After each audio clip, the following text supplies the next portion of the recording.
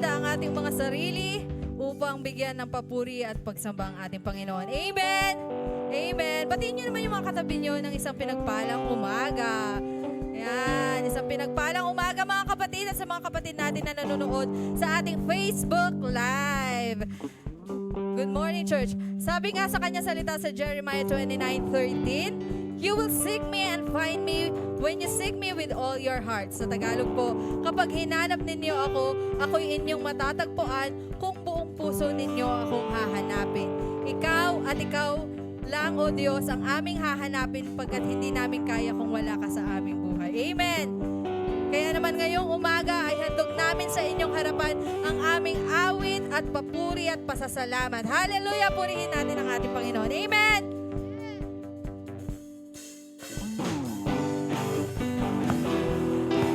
Go church! Awitin natin ang papuri ang ating Panginoon. Ang umawit at magpuri sa iyo, aking tugon sa pag-ibig mo. Langit at lupa sa iyo'y sasamba. O Diyos, purihin ka. Dakila kang talaga. Ikaw ang hinahanap ko sa buhay kong ito. Pag wala ka ay di makontento. Tuwing sumasamba sa iyo, sagad-sagana ng kasiyahan. Tunay na nadarama ko. Yes, Lord!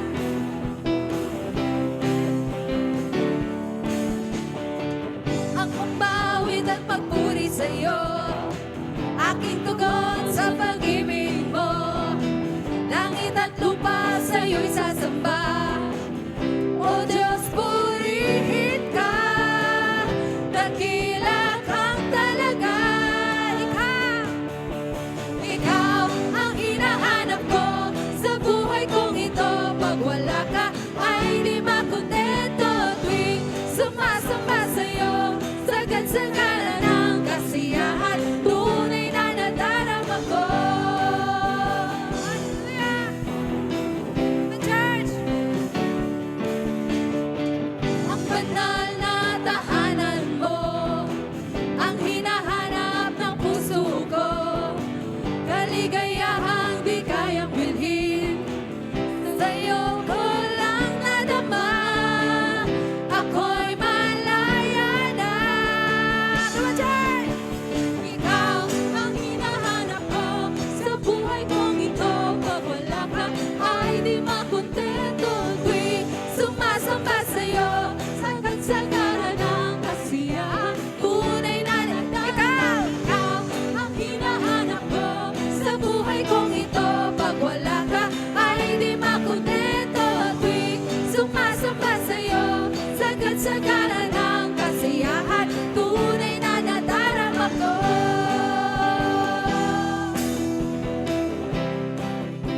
Tunay na nadarama ko.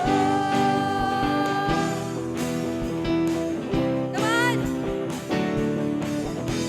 Ikaw ang hinahanap ko sa buhay kong ito. Pag wala ka ay di makontento. Tuwing sumasamba sa'yo, sagad-sagana ng kasiyahan. Tunay na nadarama. Ikaw ang hinahanap ko sa buhay kong ito. Pag wala ka ay di makontento. Tuwing sumasamba sa'yo, sagad-sagana ng kasiyahan. Tunay na nadarama. Ikaw ang hinahanap ko sa buhay kong ito. Pag wala ka ay di makontento. Tuwing sumasamba sa'yo, sagad-sagana ng kasiyahan. Tunay na nadarama. Ikaw ang hinahanap ko sa buhay kong ito. Pag wala ka ay di makontento. Tuwing sumasamba sa'yo, sagad-sagana ng kasiyahan. Tunay na nadarama ko.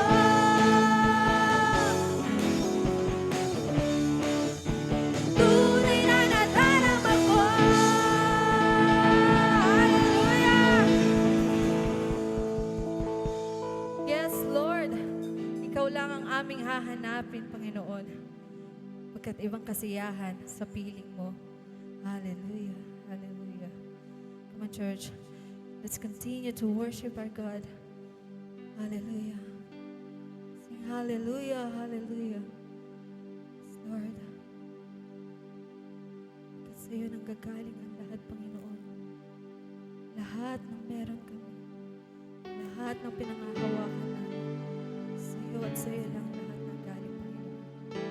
Ikaw ang aming dakilang manilikha. Sa'yo nagmula ang aming mga buhay, Panginoon. Salamat, Panginoon. Come on, church. Let's sing hallelujah. Hallelujah, hallelujah. Hallelujah.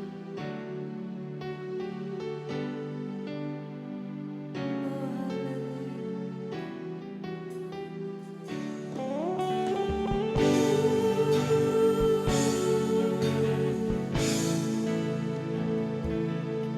aking Diyos, dakilang manilikha. Lahat ay sa iyo nagmumula. Maging buhay ko ay iyong akda. Puso ko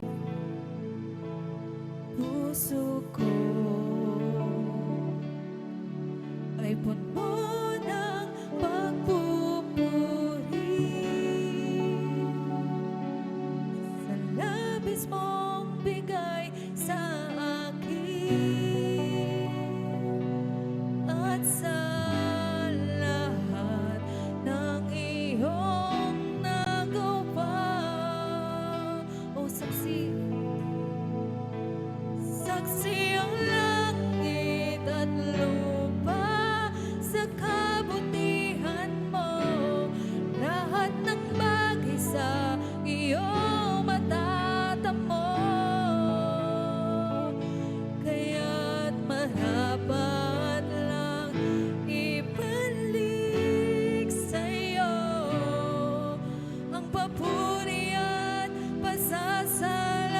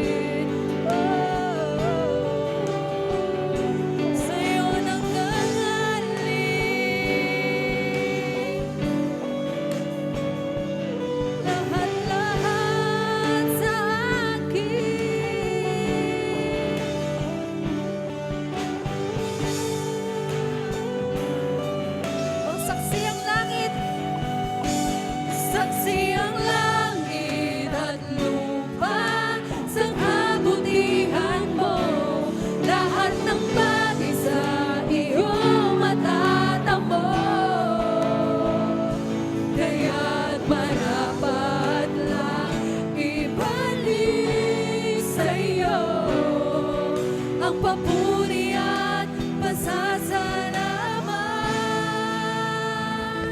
Sa'yo nang gagaling. Come on, church. Lahat sa akin. Awitan natin, Panginoon. Buhay ko din. Salamatan natin siya. Ikaw ang nagtanging biyaya at pagpapala, kalakasan at awa.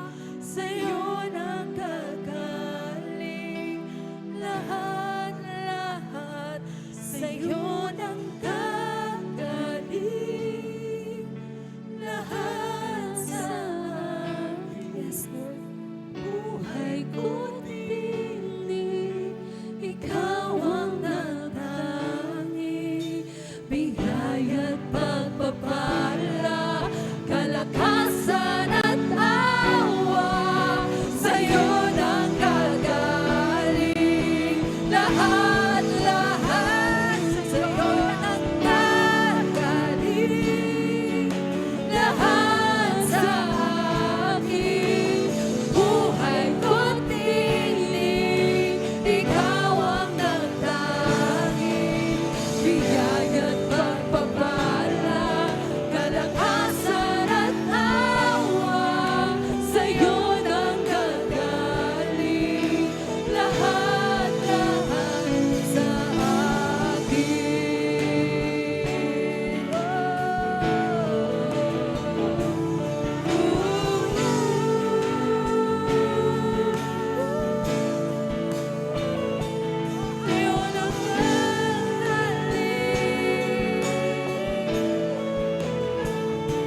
ikaw ang lahat sa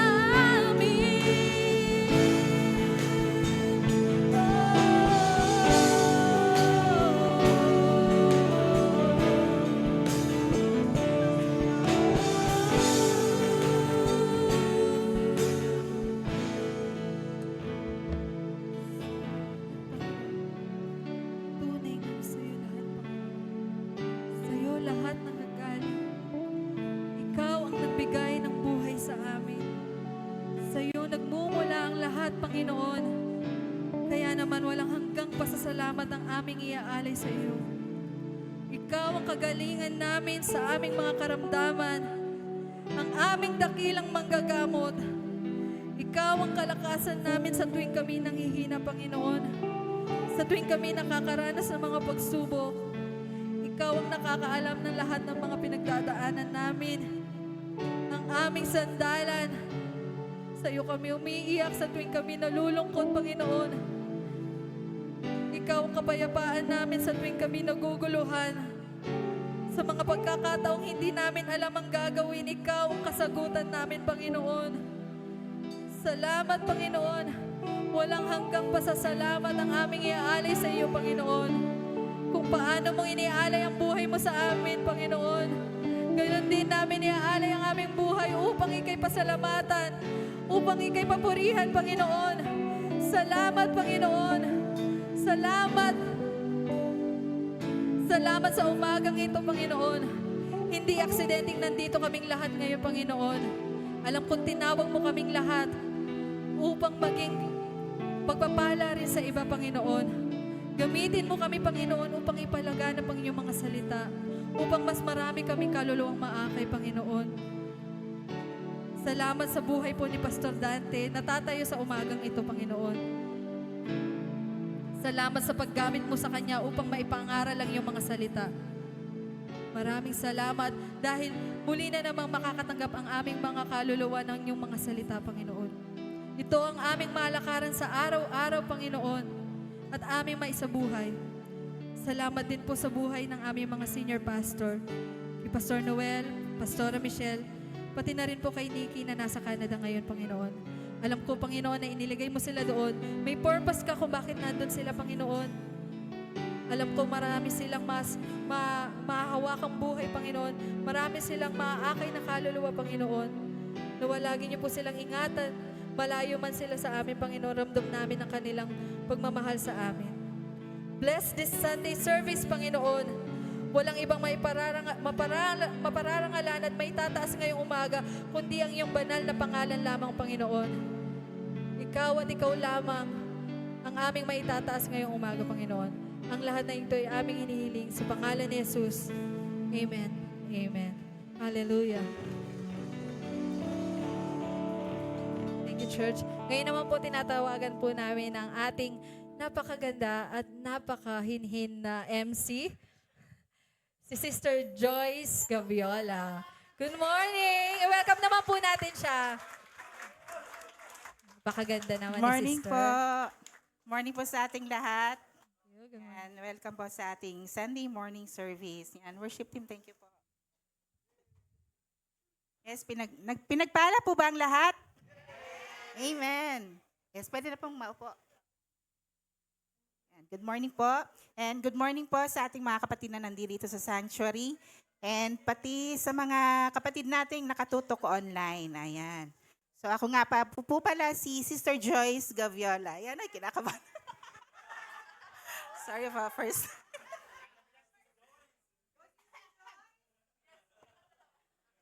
Hindi po kakanta.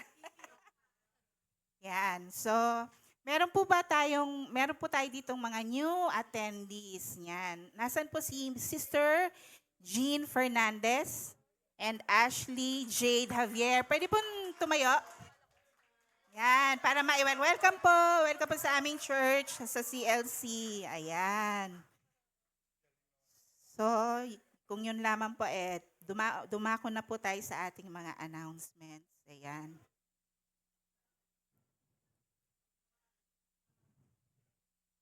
So, ito pong darating na Tuesday, May 20, meron po tayong Baclaran Fellowship.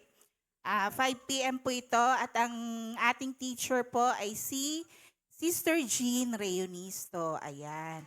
Sa Baclaran po yan kila Brother Mulong and Sister Flossie. Ayan.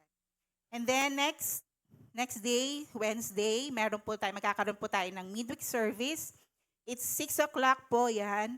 Meron po tayo dito sa sanctuary and meron din po tayo online. Ayan. Ang teacher po natin is si Ma'am Nori Nofuente. Ayan. Next po. On Thursday, May 22 naman po, meron po tayong mga kababaihan, mga ka-sisters po dyan. Meron po tayong Women's Fellowship. 9 p.m. po yan via Zoom. Ayan. Ang ating MC is Sister Alvi Ricacho. Ang ating teacher ay si Sister Jean ulit po. Jean Reunisto. Ayan. At ang pinakahihintay po ng lahat. Excited na po ba kayo? Sa darating po June 1, magkakaroon po tayo ng CLC Sports Fest. Ayan. Sunday po yan, after service. Dito po yan sa Valley 2, sa sports gym po yan. Ayan. So, pwede po kayong pumunta po doon sa Asher's Table para i-check po yung kanya-kanyang mga teams. Yan. Teams will be announced kung saan po kayo, red ba or blue? Blue team, ha? White, red kasi nakalagay dito, sorry. Red kasi, sorry po. Blue or white team, ayan. Check nyo na lang po yung mga pangalan nyo doon kung blue kayo or white. Yan. May mga games po tayo. Meron po tayong men's basketball, volleyball, badminton, chess, tug of war, relay games. Ayan. So, kung ano pong gusto nyong pwedeng laruin, yan, pwede po.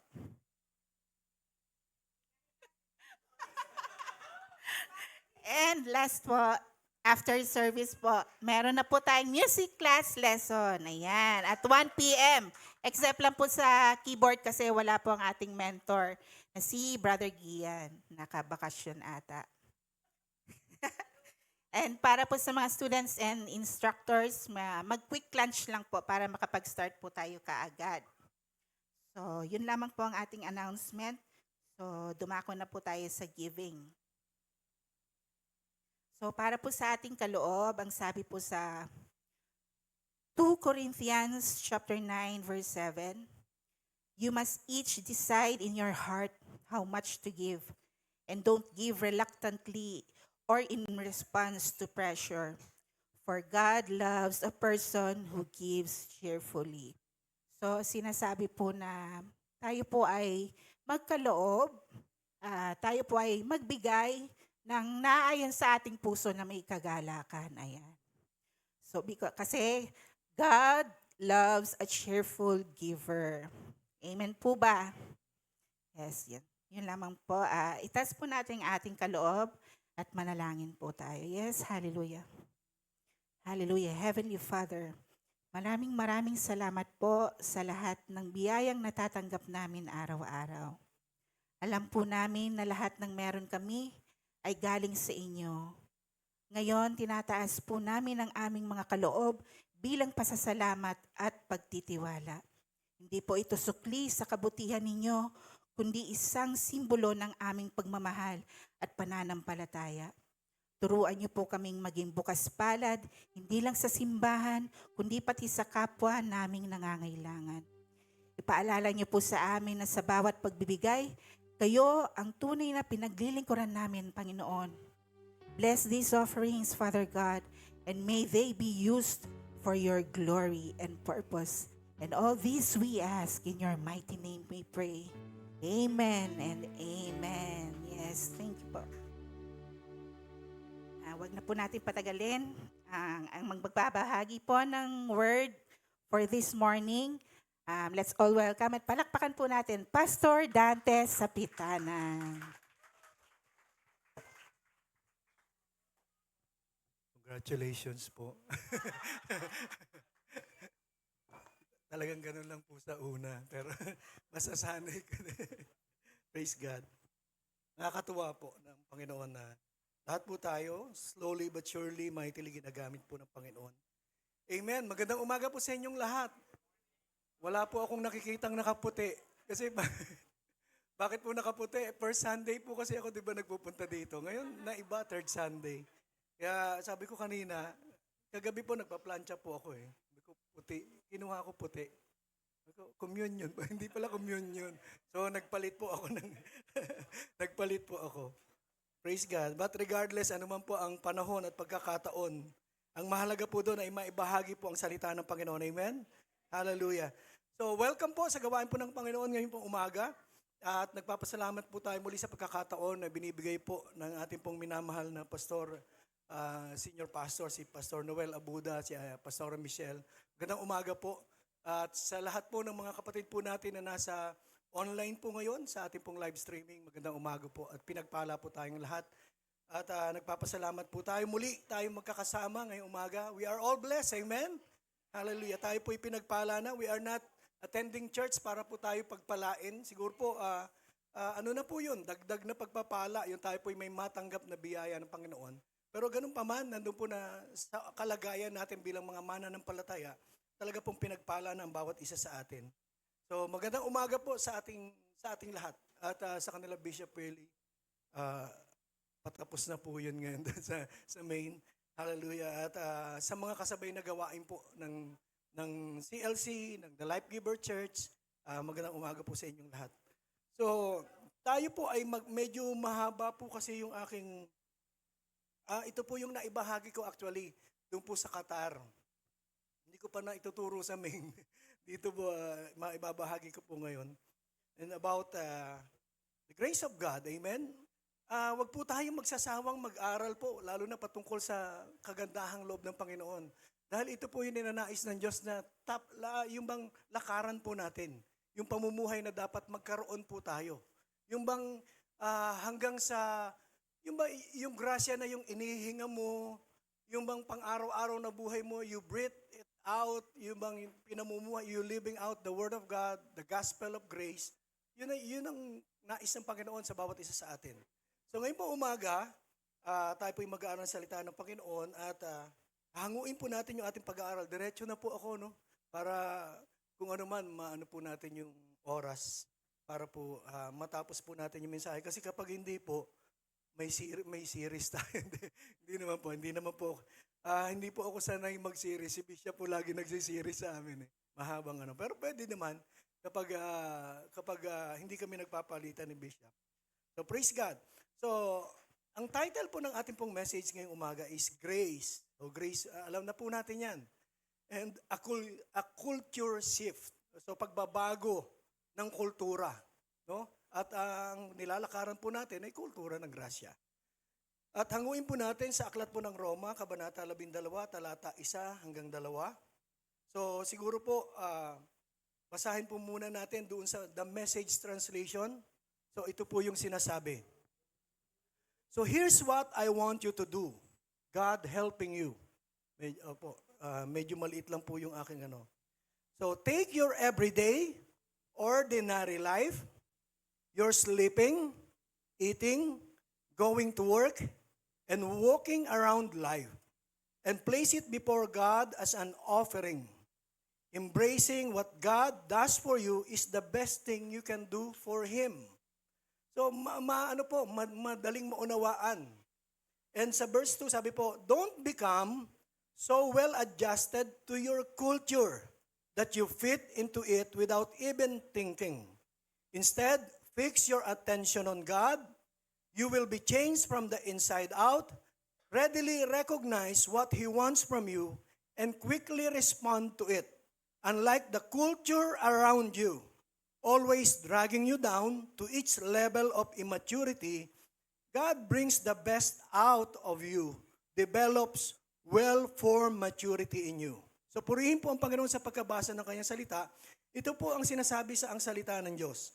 Kaya nga mga kapatid, nakikiusap ako sa inyo, alang-alang sa maraming pagkakataong kinaawaan tayo ng Diyos. So sabi po, maraming pagkakataong kinaawaan tayo ng Diyos.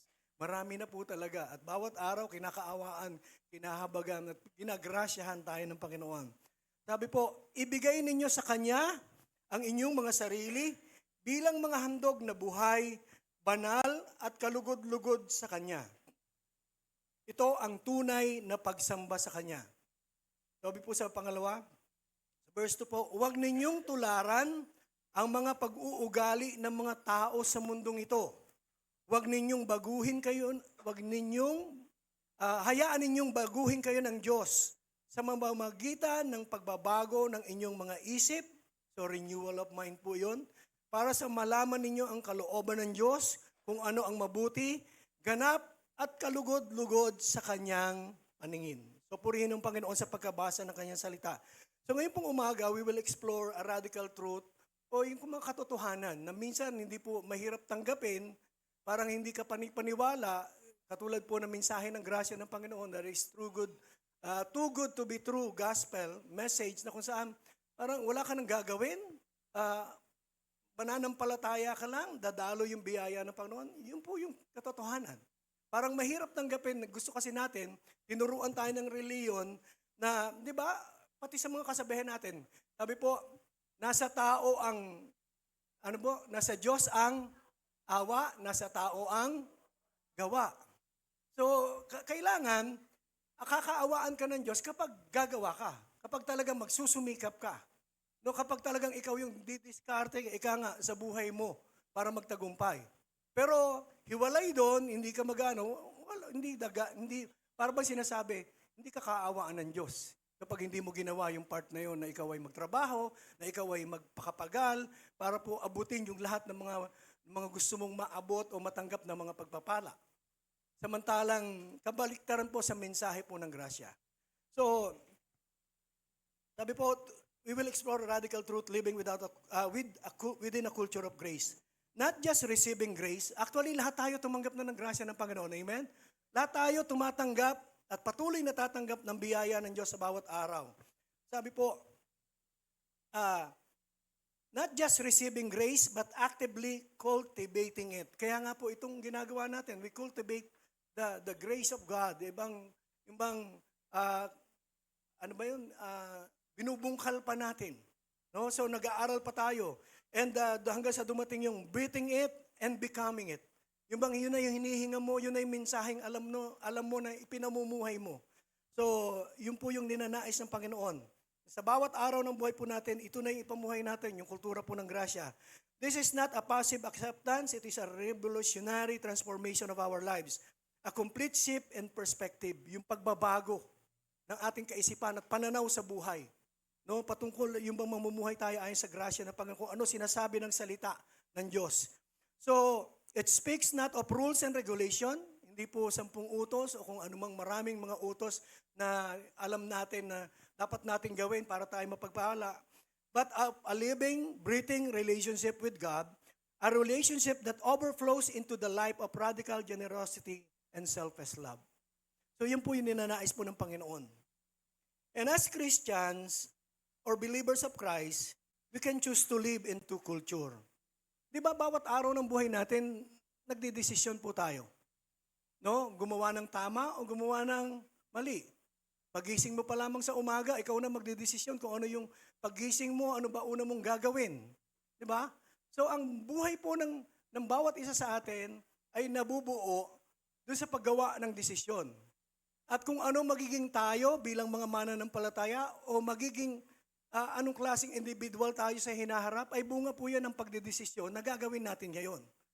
At kadalasan, kung hindi po maganda yung desisyon na gagawin mo ngayon, kung hindi mo pipiliing mas sumunod sa kalooban ng Panginoon. Kasi po, mahirap talaga sumunod sa kalooban ng Panginoon. Hindi ko po dinidiscourage kayo, pero mahirap po sa ating pong kalagayan. Kung tayo po'y magtitiwala sa ating mga sariling nararamdaman, mahirap. Kasi pag titingnan mo, parang wala na magpapakumbaba ka. Sa mundong kinalalagyan natin ngayon, hindi ka dapat magpakumbaba. Ngayon, mata sa mata, ngipin sa ngipin ang labanan. Kasi kapag nagparamdam ka na mahina ka, magpapakumbaba ka, hindi ka makakaabot dun sa pangarap mo eh. Diba? Miski sa sekular na trabaho, ganun po. Ang iniisip ng iba, kailangan makipagtagisan ka talaga at makipag-unahan ka. At marami pong ganyan. No? Marami pong namumuhay sa atin ng mga kapatid na ganyan na minsan talagang nape-pressure. Pero we have to make a decision, we have to make a stand. Kailangan po natin gumawa ng desisyon at tayuan po natin ang mga prinsipyo po na ibinibigay, tinuturo sa atin ng Panginoon. No, yung lalo na patungkol po sa kanyang grasya. At mapapalad po ang mga nagpapakumbaba sapagkat sila itataas ng Panginoon. Proven and tested po yan. Huwag kang makipaglaban, no, na ayon lamang sa iyong sariling kaalaman at kakayanan. Kahit na po magaling ka, hindi lahat na magaling nagtatagumpay. Pero yung pong kahit na hindi ka magaling, pero meron kang magaling na Diyos na pinagtitiwalaan at magtatagumpay ka talaga sa buhay. Basta sa Kanya lang. Wala pong formula. Yung katagumpayan sa buhay na meron tayo ngayon, wala naman pong formula eh. Kundi ang talagang magtiwala lamang sa Panginoon. No, magtiwala lamang sa Diyos. So as believers of Christ, we can choose to live in two culture. So dalawang kultura. Yung po ay una, tinatawag po na worldly culture or culture of legalism. Kultura po ng sanlibutan. Kung ano po yung mga patakaran ng sanlibutan, di ba? Yung katulad ng sabi ko nga kanina, para mo maabot, kung ikaw ay nangangarap ng promotion, kailangan mong yung bang makipag-compete. Wala naman pong masama yun, kung positive yung competition na wala pong masama eh. Pero yun nandun po na, para maabot lamang yung mga bagay na gusto mo, at nandun po na ayon sa iyong kalakasan, ayon sa katalinuhan mo, gagawin mo ang lahat at hindi ang pagtitiwala sa Panginoon ang iyong gagawin, nandun po na yan po ay kultura po ng sanlibutan. No, kultura ng sanlibutan, kailangan mas lamang ka. Kailangan dapat mas mataas ka. Kailangan dapat mas magaling ka para ka kilalanin, para ka maging entitled dun sa mga blessings na dapat mong tanggapin. Pero yung pong kultura na yun, kultura ng legalismo, at katulad din ng natutunan natin noon sa relihiyon, na para po tayo pagpalain, kailangan mamuhay po tayo ng tapat. Kailangan talagang perfect, almost perfect. Di ba? Ganun ang ano. Dapat masunod mo yung 10 utos. Sino po dito nakasunod ng 10 utos? Exempted na po kayo ngayon sa klase, ngayong umaga. No, wala pong nakasunod eh. Tanging ang Panginoon lang. Panginoong Jesus ang nakasunod ng lahat ng iyon. So, sa sanlibutan ito, hindi tayo papasa. No? At matutuwa ang dyablo kung tayo po'y makikiayon sa takbo ng sanlibutan. No? At maraming Kristiyano, they are in the rat race of life. Nandun po na tinatawag na rat race of life. Yung bang nakikipag-unahan tayo. Gusto natin ganun din, yung sa sanlibutan, kung ano yung mga natatanggap nila, matanggap natin agad-agad. Ganun ang tao eh. Lalo na kapag wala sa Panginoon. Nandun po na instant yung mga blessings, kaya naman minsan nagkakabisala po yung buhay po natin. Pangalawa, we can choose to live in a culture of grace, sa kultura po ng grasya. So bago po tayo tumungo po sa pinakabuod po ng mensahe, i-define po natin yung culture. Sabi po, culture is the set of patterns of human activity within a society or social group. Sabi po, culture is the set of patterns of human activity within a society or social group. Parang kung ano yung umiiral na, sa madaling salita sa atin, sa sanlibutan, kung ano yung uso, kung ano yung kultura, ano yung kalakaran, di ba? Yung tinatawag natin kalakaran. At hallelujah, naalala ko yung kalakaran, naalala ko tuloy yung mayor namin, nanalo naman. Kasi yung kalakaran dapat, yung kultura ng korupsyon, sabi niya, yung kultura ng pagnanakaw, kultura ng pananakot. Kasi yan tama naman yun, yung nabanggit niya. Kultura po yan ng sanlibutan eh. Yung tatakutin ka, yung kultura ng ano, yung bang para ka magkaroon, pwede kang magnakaw, pwede kang mangumit, no? Para mas maraming mas marami kang mahawakan, matanga ng pagpapala. At yung kultura po ay yung bang mga pag-uugali o mga nakagawian, yung ginagawa within a society o sa grupo, diba, sa community natin kinalalagyan. Sabi po, culture is how we act or think and behave based on the shared values of our society. Sabi ko nga sa atin, mga Pilipino, maano po tayo, di ba? Yung kultura natin ay, hospitable po tayo. Hospitable tayo. At pag nagtrabaho ang Pilipino, talagang trabaho. Pero pag nagpetics din naman, talagang sobrang petics. Totoo lang po yun. Sa totoo lang. No? Real talk po yun. Na kahit po sa abroad di ba napunta po kami ni Bishop sa Qatar. Sabi ng mga Pilipino dito, kung gusto mo dito maging maayos ka lang, talagang yung trabaho. Kasi yung trabaho mo, kahit na magtrabaho ka, mag-exert ka ng effort, kinakompensate naman eh. Lalo na sa Qatar po, walang tax eh.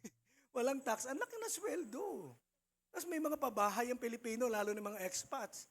Kaya wala silang intindihin. Kaya yung talagang sweldo nila buong-buo. Kaya lang sabi niya, i-require ka rin nila ng talagang trabaho. 100% ibigay mo. Sa atin naman pong mga Kristiyano, walang problema yon. No, tayo, alam na natin kung tayo ginagawa natin lahat as if we are doing it for the glory of God at para sa Panginoon. Kaya hindi mahirap sa atin magtrabaho. Pero yun po yung kultura. Yung tayo po kung paano tayo mag-isip. Di ba, Pilipino, alam mo yan. Tapos ang Pilipino, matatapang din yan. Kapag alam nilang nasa tama sila, iano po nila. So yan po yung mga ilan sa kultura natin, yung mga paraan ng pag-iisip po natin o pag-uugali na nakabase po doon sa talagang kabuuan, yung pag-uugali ng buong bansa, ganun. Diba? Pag ganun din naman, meron tayong mga sinasabi po, it is how we understand symbols from language to hand gestures. Mga Pilipino, magaling yan eh. Tatawagin ka, hindi ka tatawagin sa pangalan. Hoy! Yung kultura natin yun. Minsan, hindi naman po negative yun. Nakasanayan na natin, kaya nga kultura. So, yan po. Tapos pag may nagtanong, saan dito yung ano? Ano po sagot ng Pilipino? Yung nguso, yung kultura natin yun. Kasama yun. Hindi natin dapat ikahiya. Kasi yun naman talaga totoo minsan natin. So, it is how we understand symbols from language to hand gestures. It is everywhere and we continually develop and define our culture on a daily basis. So pinagsisikapan nating mabago para sa lalong maayos na pamumuhay. So it is important for us to live. Ang tanong po ba sa ating po mga Kristiyano, mahalaga ba na tayo po mamuhay sa kultura ng grasya ng Panginoon? Kagandahang loob ng Diyos. Amen.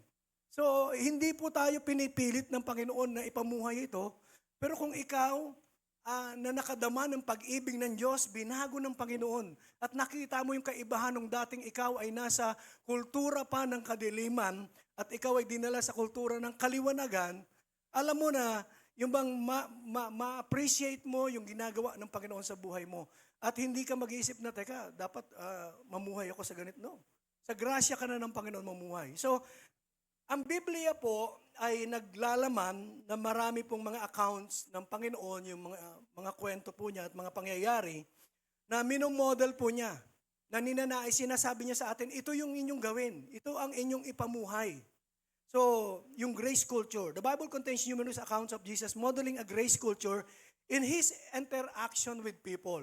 Nung kanyang earthly ministry, ipinakita ng Panginoon kung paano po dapat mamuhay, no, sa kagandahang loob ng Panginoon. Mamuhay at maipadama maging sa ibang tao. Kung ano ba yung grasya ng Panginoon? Ano ba yung grace na pinag-aaralan nyo? Lagi ko naririnig yan, pero gusto ng Panginoon, hindi lang natin naririnig. Kundi sabi nga po, ito na yung hinihinga natin, ito na yung hinahakbang natin sa pang-araw-araw nating buhay. Yung bang evidently nakikita, nagmamanifest sa buhay po natin. Yung bang tayo na yung babasahin ng mga tao, hindi na yung Biblia mismo, kundi tayo na lumalakad sa mundong ito, sa sanlibutan pong ito, ang nakikita, nababasa na ito yung gospel, ito yung good news, yung buhay niya. Lagi nga tinatanong, tayo ba, kung tatanungin, halimbawa, tayo po ay mag-witness sa iba. No, at sasabihin natin, alam mo ba, mahal ka ng Panginoon? At gusto mo ba ipakilala ko sa iyo si Jesus ngayon? At tatanungin, pwede naman, pero nasaan ba si Jesus? Pakita mo sa akin. Masasabi kaya natin ito, nasa harap mo si Jesus. Kaya ba natin sabihin? O mahihiya tayo dahil iba yung lakad natin kaysa sa lakad ng Panginoon? We have to walk the walk of God and talk the talk of God. Kailangan natin kung ano sinasabi ng salita ng Diyos, yun din yung lumalabas sa ating mga labi. At hindi lang basta sinasabi natin, kundi nilalakaran po natin kung ano ang lakad ng Diyos. Ano ba lakad ng Diyos? Diretso eh. Ako dati yung lakad ko, pasuray-suray. Kaya walang direksyon dati ang buhay eh, di ba? Nung wala pa sa Panginoon, may liko ka sa kaliwa, liko sa kanan. Pero ngayon, ikaw ay nasa Panginoon na, diretso ang lakad. Yung pamumuhay sa grasya, diretso ang lakad. Hindi tayo nagkukompromiso. Minsan, may mga pagkakataon na yung bang aakitin tayo ng sanlibutan para makisama ulit. Pero kapag tayo po'y namumuhay na sa grasya at alam na natin yung kulturang nilalakaran po natin, nandun po na katulad ng Panginoong Yesus, mapagwawagayan natin ang lahat. Sa tulong naman ng Espiritu Santo. So Jesus' interactions with sinners, ng mga earthly ministry po niya. In Luke chapter 19 verse 1 and 10, dito po na-encounter po ni Zacchaeus. No, si Zacchaeus po ay tax collector. 'Di ba alam naman po natin yung istorya niya. At kapag tax collector ka at that time, naglalakad ka. Dumadaan kang ganun, iba iniisip sa'yo ng tao at iba sinasabi, korap yan. Yan, ano yan, mandaraya yan. Ganun ang isip po nila. Criminal ka talaga sa kanilang paningin. So si Zacchaeus po, the tax collector, he was actually hindi lang siya basta tax collector, kundi wealthy tax collector. Mayaman po siya. No, mayaman po siya. Kaya lang, dinidespise siya ng mga Jewish people at the time. Kasi nga, nung panahon nila, sa kultura po nila, yung mga tax collector po ay mandaraya. Kaya yun ang pagkakilala, hindi mabuting tao. Hindi magandang halimbawa sa society.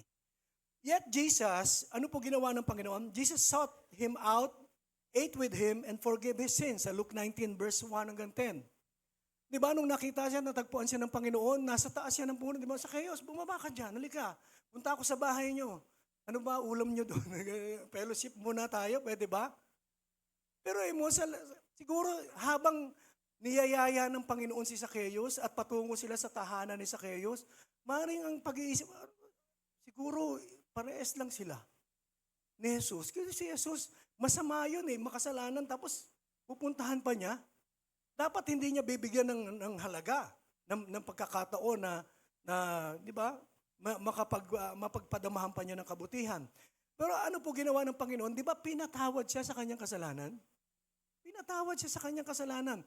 Kahit na napakasama, napakaliit na ng tingin sa kanya ng maraming tao na kapaligid sa kanya, dahil sa kanyang mga ginagawa, dahil sa kanya pong lumang buhay, nandun po na pinatawad siya ng Panginoon.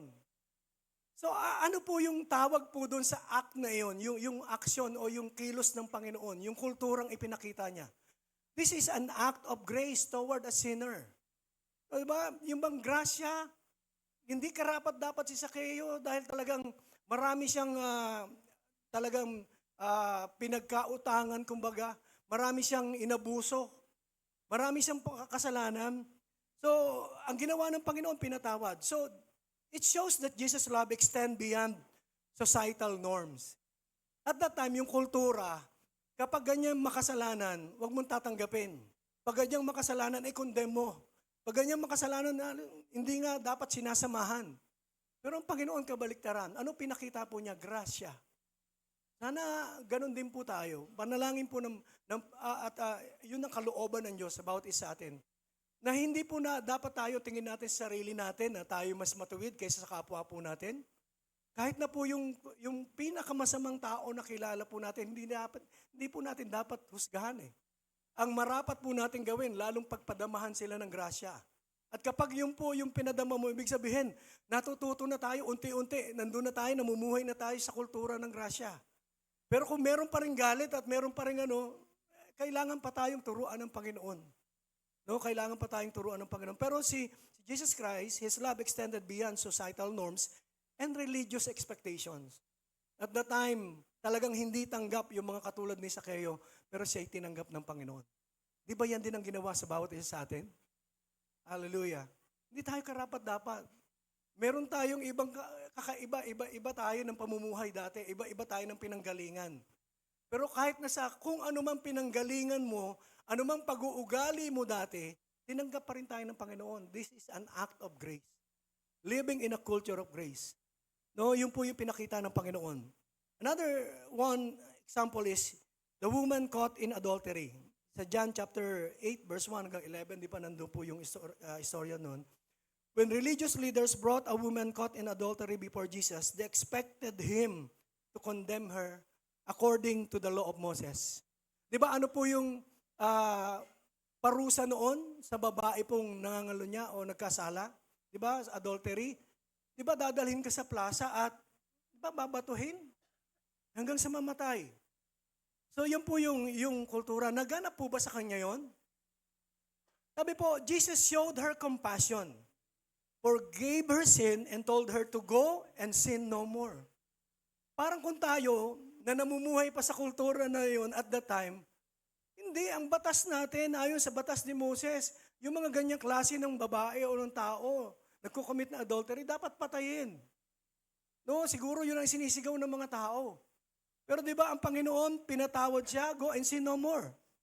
And actually, challenge pa niya yung legalistic na mga tao noon at that time. Sabi po, this act of grace challenged the legalistic system of the time and demonstrated Jesus' mercy.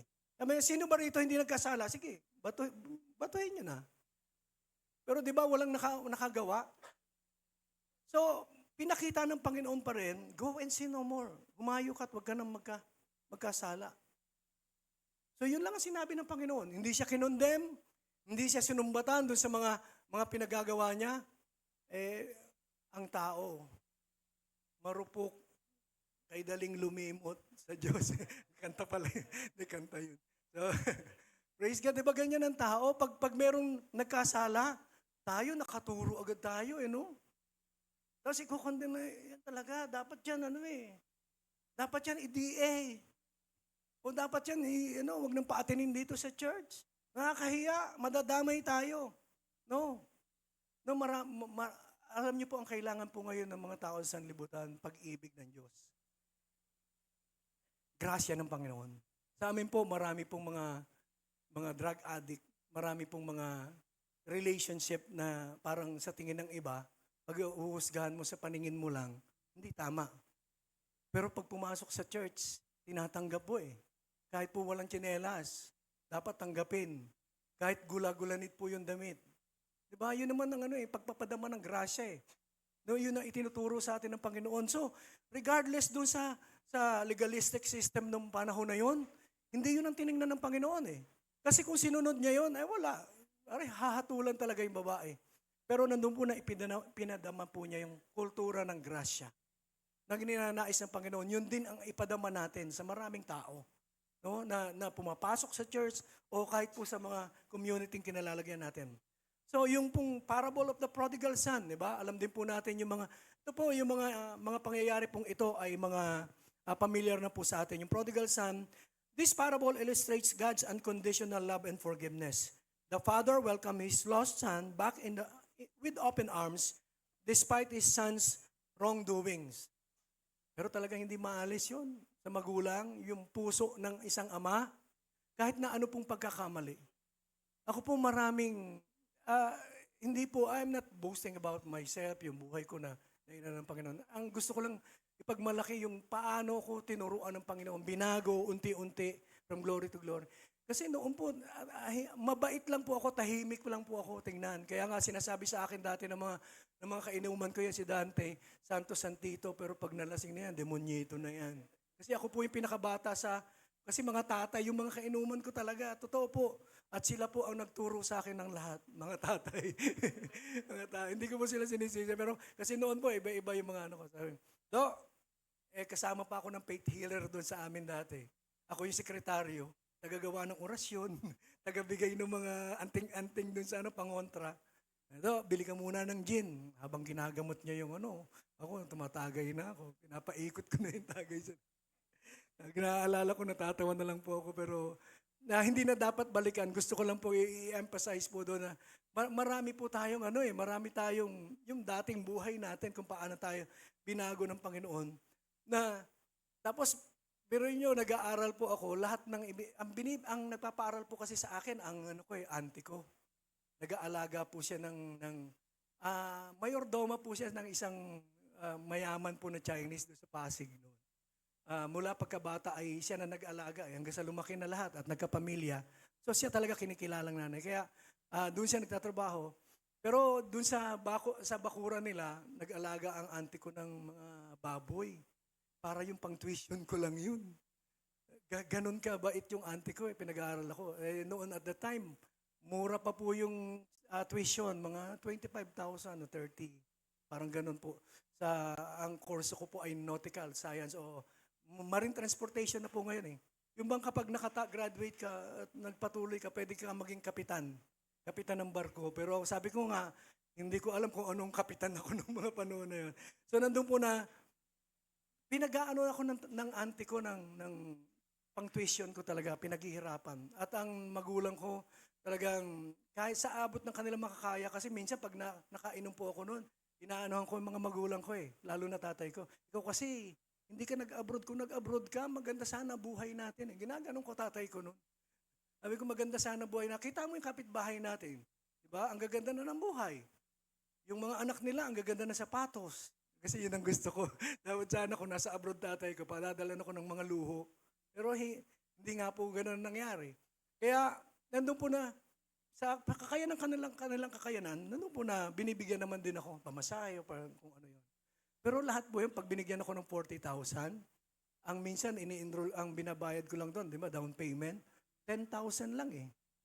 Yung 30 o yung minsan yung 20, inom na yun.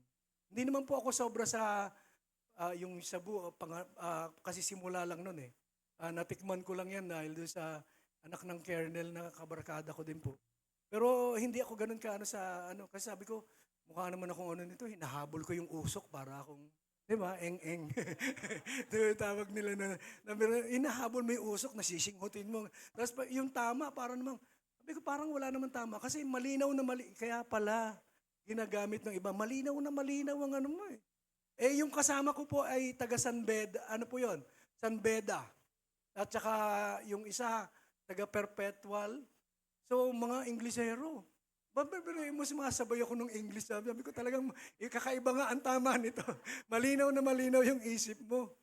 Kaya pala ginagawa ng iba. Pero may tamang hinala, lalo na pag nasobrahan. Yung iba kasi talagang sinosobrahan po nila eh. No-overdose para maging iba naman yung tama. Kaya iba, di ba? Kapag yung sinasaksak na yung ang tingin nila dun sa sinasaksak na, demonyo, kaya heinous crime talaga. Kaya yun po, ano ko lang yun. Pambayad.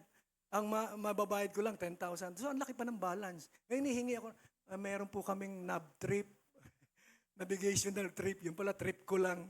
Tapos, meron kaming kung ano-ano hinihingi ko. Sabi, ang dami naman ba? Opo, talagang ganun ang requirements ng mga seaman. Malaki ang ganun. Pero alam niyo po, nung nalaman po nila lahat ng yon, lalo na sa magulang ko po na ginaganon ko yung pagsasalita, wala po ako narinig na sumbat eh. Wala ako narinig na sinabi na, ikaw talaga, ganito yan. Wala po ako narinig. Tahimik lang po sila. Although alam ko masama loob nila. Pero kung yung mga magulang ko, ganun na yung kanilang kaisipan at ganun na rin kanilang damdamin para sa akin na kahit nakagawa ako ng hindi maganda sa kanila, mahal pa rin nila ako. Hindi naman nagbago eh. Hindi naman ako itinakwil. Hindi naman ako ibang pinalaya sa bahay. Pinagpadamahan pa rin ako ng grasya. Lalong-lalo na sa Panginoon. Nung na-born again ako, sabi ko, ito pala yung buhay ko dati. Kaya alam niyo po sa grasya, talagang magdadalang hiya ka na lang sa sarili mo. Yung biro mo sa lahat na mabubuting bagay na ginagawa ng Panginoon, ang ganti mo, hindi mabuti. Pero alam niyo po, darating po isang pagkakataon, yung bang talagang pag yung tinanggap mo na yung grasya ng Panginoon, mahihiya ka na. Sabi ko, sa lahat ng ito, sa kabutihan ng Panginoon na ginagawa niya para sa akin, magmula nang ako'y isilang hanggang sa kasalukuyan, na ang wala siyang ipinapadama sa akin kundi grasya, tapos ang magiging ganti ko pa ay negatibo, ay hindi na yata tama. So, doon po nagkakaroon na ng wisdom, nagkakaroon na po ng pagbabago. So, maging yung prodigal son, di ba? Kahit na ano pong nagawa niya, actually yung istorya po nito, hina-highlight yung lalim talaga ng grasya ng Panginoon eh. Biruin mo, buhay pa yung magulang mo, hiningi mo na yung mana mo, yun lamang po ay malaki na pong yung kasalanan po yun. Na para bang pinapatay mo na sila. At sa kanila pong kalagayan na buhay pa, hinihingi mo na yung mana. And yung willingness po ng Panginoon na patawarin even the most rebellious son. Diba? At ganyan po yung ginawa sa atin ng Panginoon. Kahit na lumiliko tayo sa kaliwa o sa kanan, we don't deserve yung mga blessings na tinatanggap niya sa atin, still we receive. Amen? It is because of the grace of God. Yan yung kanyang kultura kasi. No? Yung kanyang kultura, yung puno ng pag-ibig, puno ng habag at awa sa atin. At puno ng pagpanukala na kung saan bigyan tayo ng isang panibagong buhay. So, yung worldly culture, yung legalism, ito po yung focus. Yung pong sistema ng sanlibutan. It emphasizes strict adherence to rules and laws as means of earning God's favor. Diba? Yun po yung una nating natutunan sa religion. Para kapag palain, dapat nagdadasal ka. Dapat nagsisimba ka. Dapat lahat ng mga religious na obligations, at least, kinocomply mo. Para kapag palain. So yan po yung focus ng worldly culture. No, masyadong legalistic. Nandun po na para mo matanggap yung biyaya ng Diyos, kailangan mong sumunod sa lahat ng utos. And we fail. 'Di ba? Hindi naman natin kaya sundin lahat. So, yun po yung worldly culture. Masyadong nakapokus po sa pagsunod. Wala pong masama sa pagsunod. No, wala pong masama. Meron pong obedience din sa grasya ng Panginoon.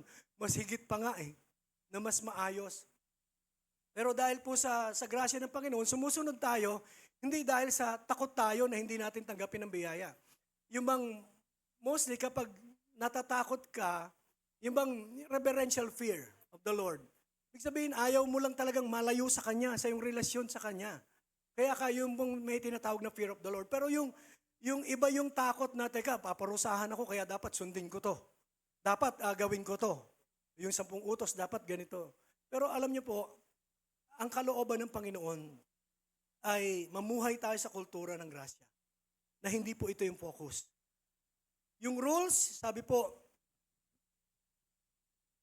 sa worldly culture, it views rule as absolute requirements for salvation. So para po maligtas tayo, dapat maayos yung buhay natin. Sabi po, strict adherence is seen as essential for avoiding punishment. Para hindi ka maparusahan. Di ba takot tayo sa parusa Takot tayo sa, anong tawag nila, karma. Di ba? Takot tayo doon na kapag hindi tayo sumunod. Kaya minsan nauntog ka lang. Talaga, naku, siguro, Lord, patawarin niyo po ako, nakapag-isip ako ng masama. Hindi po dahil sa panarusahan ka ng Diyos. Hindi dahil sa hindi mo pagsunod. Kasi hindi ka lang tumitingin sa dinadaanan mo. Yun lang po yun. Walang kinalaman yung spiritual na kalagayan doon No? Kaya lang, nauntog ka, tapos na-flat ka. Sabi nga ni Bishop, di ba, na-flat ka, sinisisi mo sa Diyos. Yung bang naubos yung pera mo, sinisisi mo sa Diyos. Sino ba ang gumastos? Ang Diyos ba? Tanong lang po. Di ba? Parang ganun. Sino ba nag-budget niyan? Di ba tayo? Minsan na lang, lahat ng mga negatibong pangyayari sa atin, i-attribute natin kasi hindi ako nakasimba nung Sunday. Alam niyo po, hindi ko po kayo ini-encourage na hindi magsimba. Pero kung may pagkakataon po na hindi kayo makakasimba, mahal pa rin kayo ng Panginoon. Minsan nga, kahit po sa mga ministers, lalo na sa music ministry na namin dati, pag yung, di ba, sa may second voice, tapos nawala sa tono, iba, napag ganun sa, sabi ko, ba't kanina napag ganun ka? Nagpe-praise lead ka, medyo napangiwik. Nawala po ako sa tono, hindi ko po naabot eh. Sabi ko, huwag kang mag-alala, mahal ka pa rin ng Diyos. Yun nga wala sa tono, mahal ng Diyos eh. Noon na umaawit. Ibig sabihin, wala namang nagbabago sa pag-ibig ng Panginoon. Kaya lang masyado tayong naturuan, nakapokus na sa kaligtasan natin para hindi tayo makatanggap ng parusa ay nandun po na talagang dapat sumunod tayo. Strict yung rules natin, yung pagsunod natin sa rules. Pero nandun po na hindi po yun ang kultura ng Diyos. And judgment. It often emphasizes condemnation and punishment for failing to meet specific standards. Di ba, kapag may hinihingi, sabi sa salita ng Panginoon, minsan nire-require natin yung sarili natin na gawin kung ano ang sinasabi ng Diyos. Minsan mahirap talagang gawin. Kumbaga, kung hindi tayo pangungunahan ng Santong Espiritu, parang madali lang, pero mahirap sumunod sa Panginoon. Kung tayo lang, kung hiwalay sa pagtuturo ng Banal Espiritu Santo. So, sa worldly culture, yung judgment, madalas po yan, yung condemnation and punishment for failing to meet specific standards.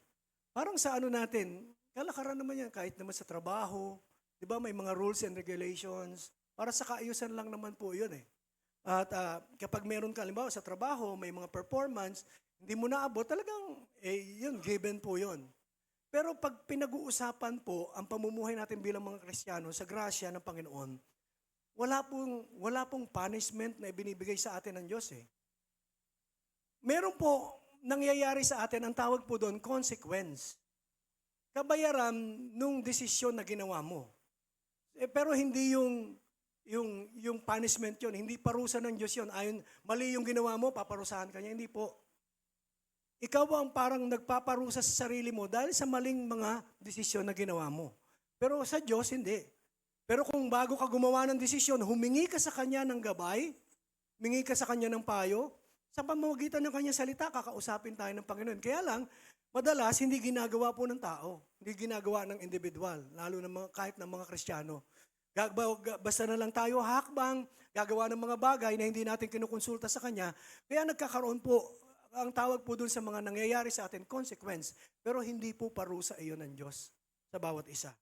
So, in yung pang worldly culture o culture of legalism, yung motivations natin para gumawa ng mga bagay, it is driven by fear of punishment or a desire for God's approval. Ginagawa natin yung mga bagay, kaya ka nagpe-pray ng mahaba para ma-win mo yung favor ng Lord. Ito, magaling tong anak ko, mahabang mag-pray. Tsaka yung prayer niya, King James. Sa ang lang, Tagalog version. Wala pong ganun. No, wala po sa Panginoon kapag nanalangin tayo, kahit na po ibang casual na prayer po natin. Kasi pinatatawag nga sa atin sa Kanya, Abba Father, Daddy God. No, Daddy, Tatay, parang ganun lang. Diba?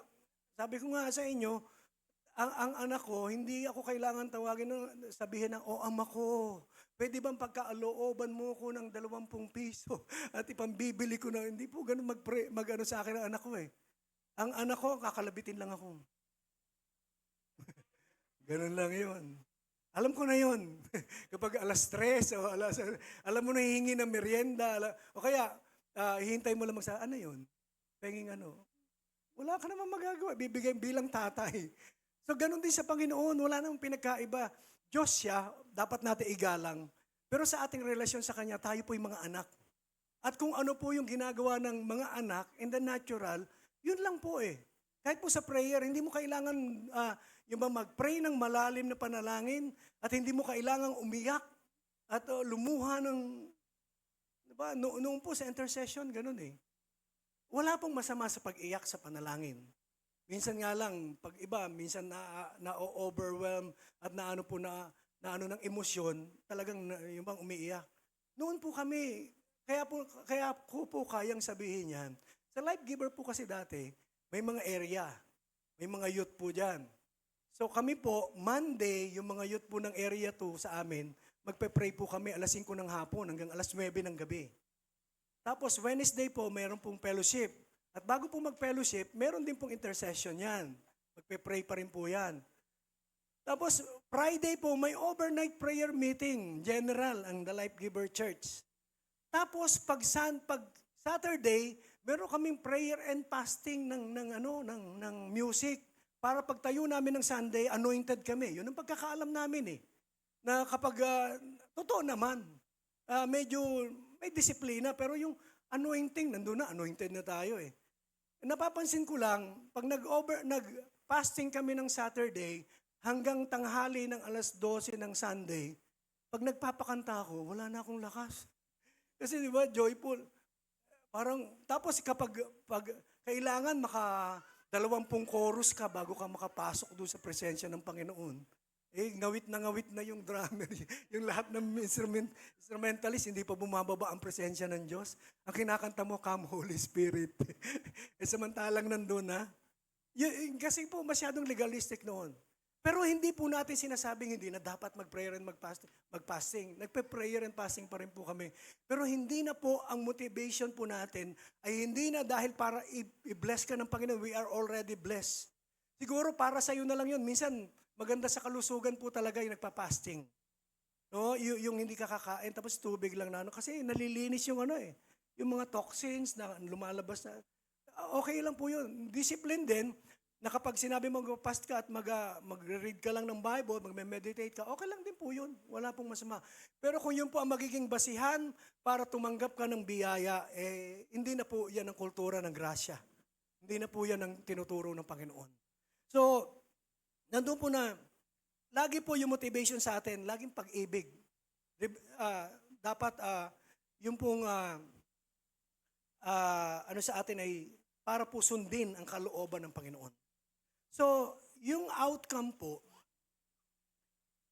it creates a welcoming and supportive environment kapag tayo po ay namumuhay sa grasya ng Panginoon at hindi po sa takot, hindi po doon sa motivation na dapat gawin mo to kasi kung hindi mo ginawa, kapag tayo po ay sumusunod sa Panginoon, we welcome, sabi po, it creates a welcoming and supportive environment, maging sa church, na kung saan yung mga tao po, they feel free to grow and learn. Di ba? Hindi yung lagi na lang, napanood niyo ba yung sa TV, pati yung pagbibigay sa isang church? Yung, ikaw. Di ba? Ganun. Di ba? Pag ganun yung condemning, tapos yung mga pananakot na hindi ka pagpapalain, ngayon, tagal-tagal nyo na. Nakita nyo ba sa taas? Umakyat kayo. Di ba? Umakyat kayo. Ikaw, tinatawag pa yung pangalan. Kaya, ikaw, di ba nagtatrabaho ka na? Nagbigay ka? Sabi ko sa iyo gano'n. Yung po, sa palagay nyo, babalik pa kayo sa church na gano'n. Yung bang, ewan ko kung bakit sila bumabalik. No? Gano'n ang pagtuturo. Parang malayong-malayo sa CLC. Amen? Hallelujah. Sa personality lang po ni Pastor Noel malayo lalo yun. Di ba, napakabait, soft-spoken. Siguro man, kaya lang, di ba, yung mga tahimik, yung mga kapag naman kami naman po yung nagtama at nagsalita, kahit malumanay, nangungusap sa puso yun. ganyan po yung leadership na umaano sa Life Giver, mula kay Bishop. Si Bishop po, po yan. Napakabait. At wala pong yan. Kasi nakikita yata, narinig. Napakabait po niya. Naku, mahal na mahal ko po yan. Di ba, ganun po talaga magano. Pero kapag yung kailangan, pagkakataon na dapat itama, medyo masasaktan ka. Miski naman ng Panginoon, di ba? Hindi po siya nagsalita ng mga maanghang na salita, masasakit na salita. Pero kapag nagsalita siya, sa mga pagkukwento pa lang, sa mga pagpapaliwanag pa lang, talagang tumatagos po sa kalooban ng mga nakaririnig yung kanya pong mensahe. So, ang gusto ng Panginoon, yung kulturang umiiral dito po sa loob ng church ay nandun yung mga tao, yung mga lalago, matututo. Hindi sila matatakot na titingnan yung kanilang personal na buhay o pag-uugali. Knowing they are accepted regardless of their mistakes or kung ano man yung mga pagkukulang na magagawa po nila. No, hindi po natin tinotolerate yung mga pagkakamali, pero mahalaga na kahit nagkamali, welcome pa rin.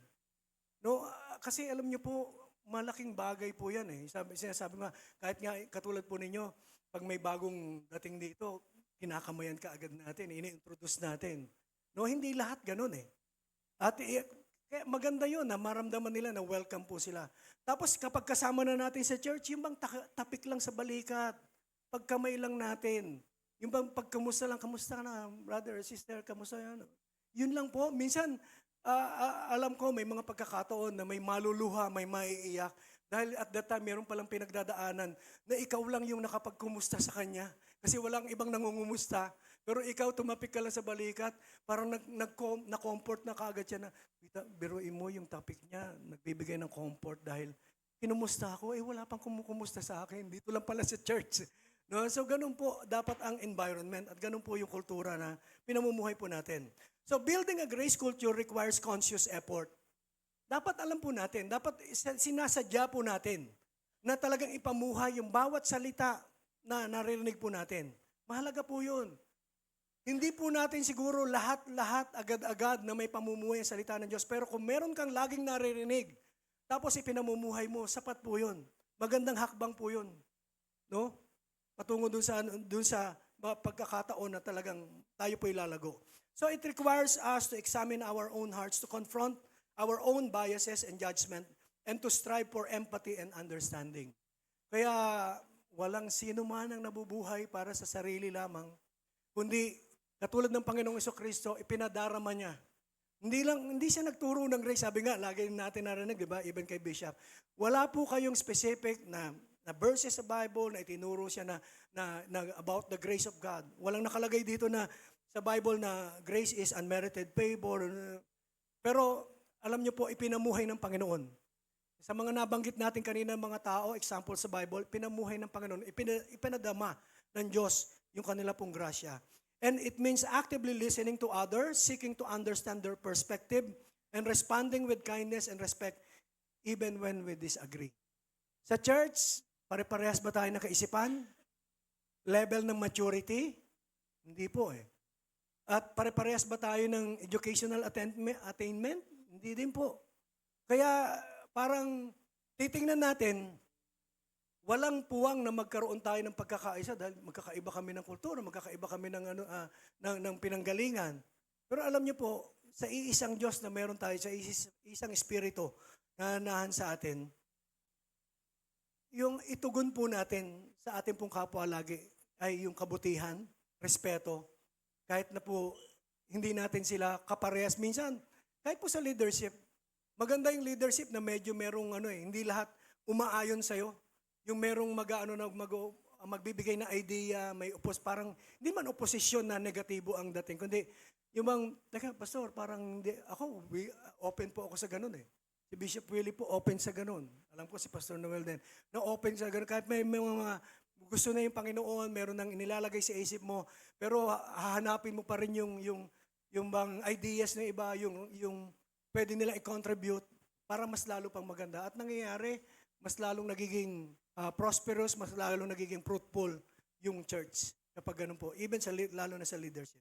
So dito po, sa ating pong binasa, sa unang-una, take your everyday, ordinary life. So this is the call to offering or consecration. Tinatawagan po tayo para ialay po natin yung ating pong buhay sa Panginoon. O set aside our life, yung bang nandun po na para po sa pagsunod sa Panginoon. Sabi po sa binasa po natin, take your everyday, ordinary life. Ano po yung ordinary life? Sabi po, you're sleeping. Kasi ito po yung gusto ko pong sa atin sa bawat isa sa atin. Take your everyday, ordinary life. You're sleeping, eating, going to work, and walking around life. So, madaling maunawaan na. Sabi po, yung take your everyday ordinary life o yung i-consecrate natin, ialay natin sa Panginoon, yan yung pagkain mo, pag-inom mo, lahat ng bagay na ginagawa mo araw-araw. Yun yung sinasabing take your everyday ordinary life. Sabi po, and walking around life and place it before God as an offering. So, ialay natin sa Panginoon bilang mga buhay na handog. Bilang pagsamba natin sa Kanya. This is not about grand gestures or extraordinary act. Kundi yung pang-araw-araw, kung ano yung ginagawa mo sa araw-araw, yung natural na ikaw. Pagkatiwala mo daw sa Panginoon. Paggising mo sa umaga, ibig sabihin, paggising mo sa umaga hanggang sa bago ka matulog. Yun lang, yung in between, kung ano nangyayari doon, iaalay mo lang sa Panginoon. And this is the essence of living in the culture of grace.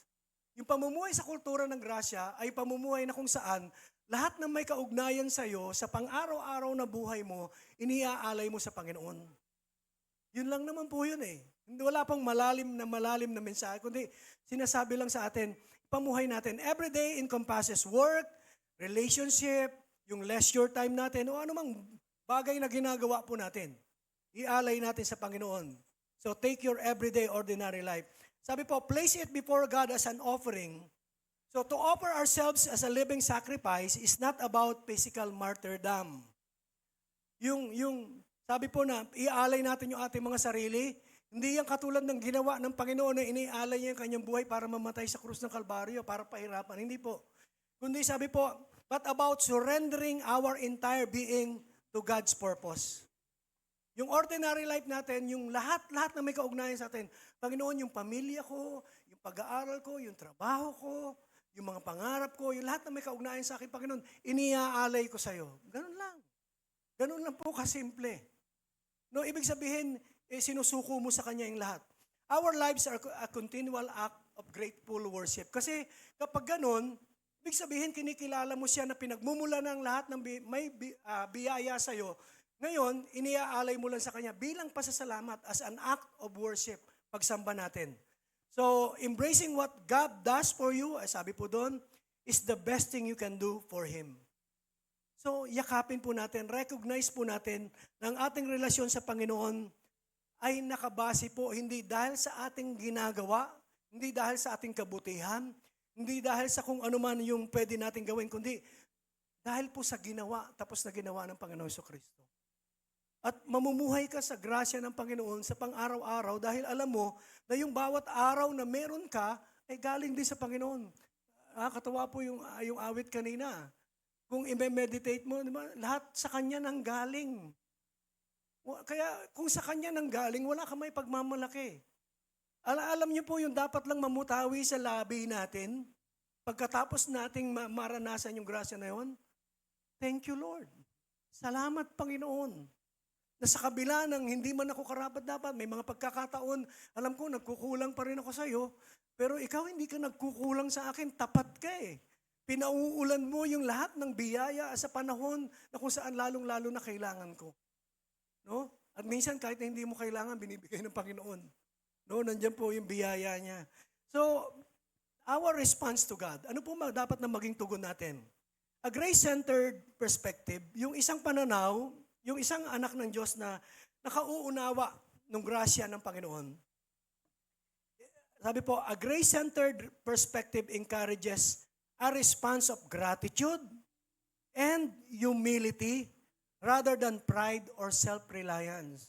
Kaya mga kapatid, sa pagkakataon ng panahon na tayo po ay tumatanggap ng anumang uri ng biyaya ng Panginoon, material na bagay man, financial man yan, promotions man yan, pagpapala sa ating buong sambayan, sa pamilya po natin.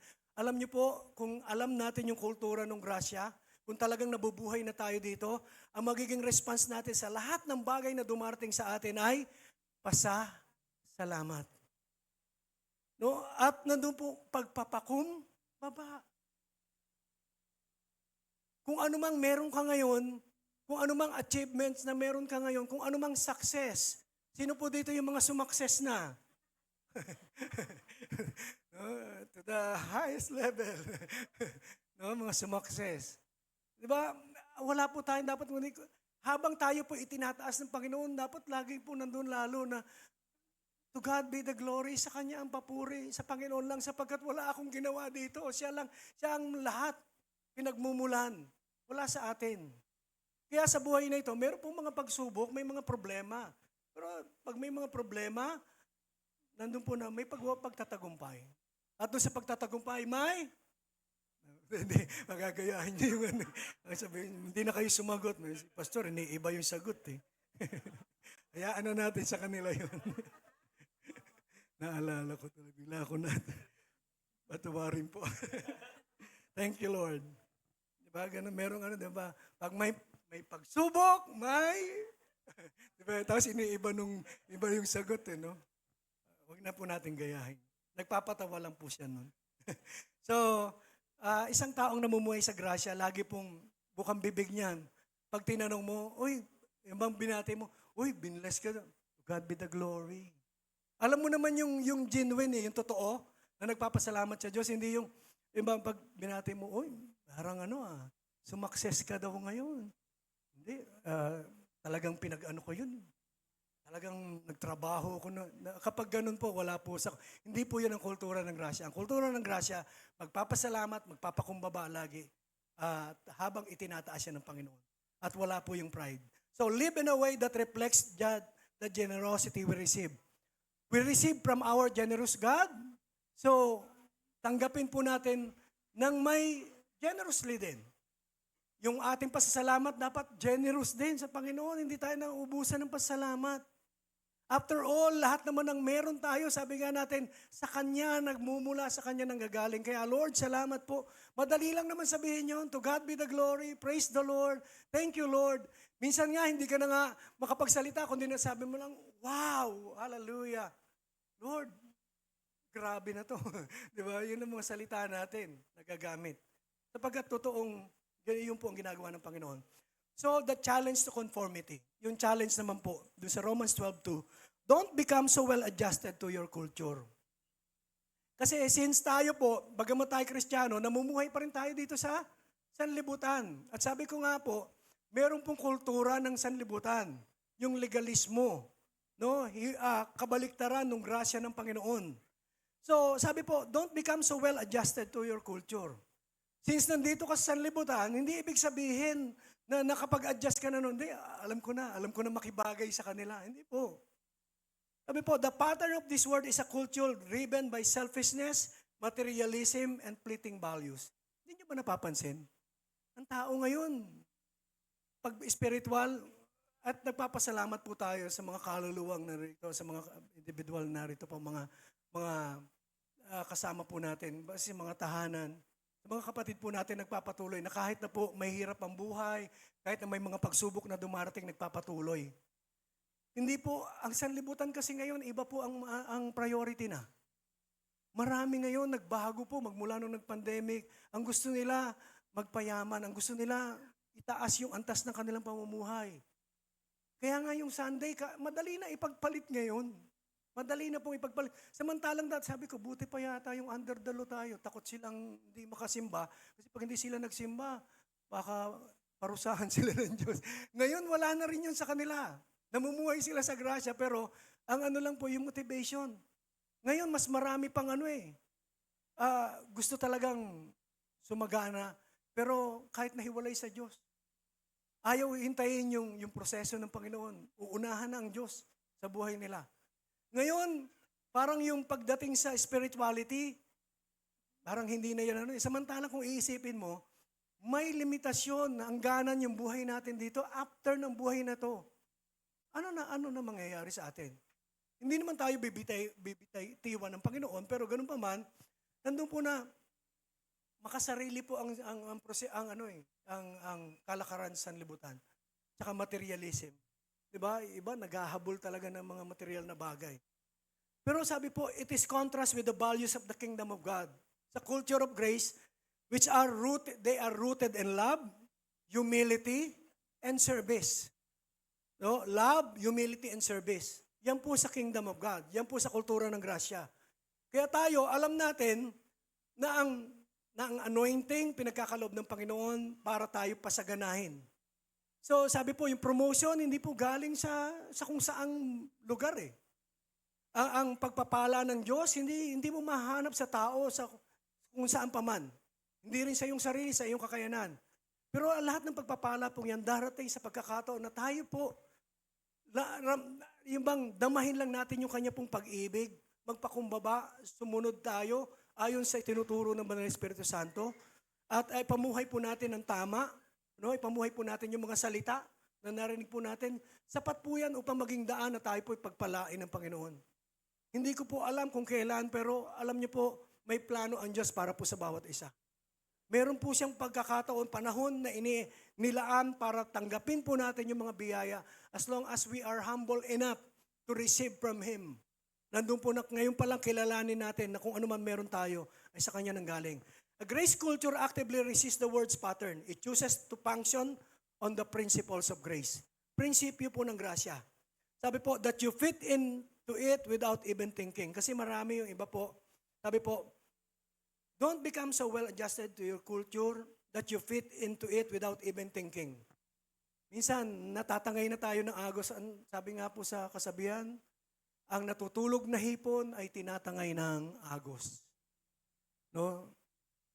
Bang nandun ka sa sanlibutan, lalo na tayo, bawa kung ikaw ay professional working, nandun po nasa isang kumpanya o nasa isang community na kung saan, di ba iba-iba? Dati po nakapagtrabaho ako sa pabrika eh. Pero yun nga sinasabi, nakakwento ko lang yung Jollibee, nagtrabaho po ako niya sa planta. Tapos ako po yung taga-opening prayer kasi nalaman nila na born again ako. Kala ko ako lang yung born again. Tapos every sweldo, meron pong for the boys na hinihingi. Nagpa 500 kami, yung pala magiinom lang yun. Isama lahat. So sinasama ko, sabi ko, hindi talaga, ayoko makipagkompromiso eh. Kasi minsan lang sinabihan, sumama ka, dire-diretso na yan. Tsaka ano magiging tingin sa'yo? Sasabihin, banal-banal ka ba? Yung pala, lakas mo uminom.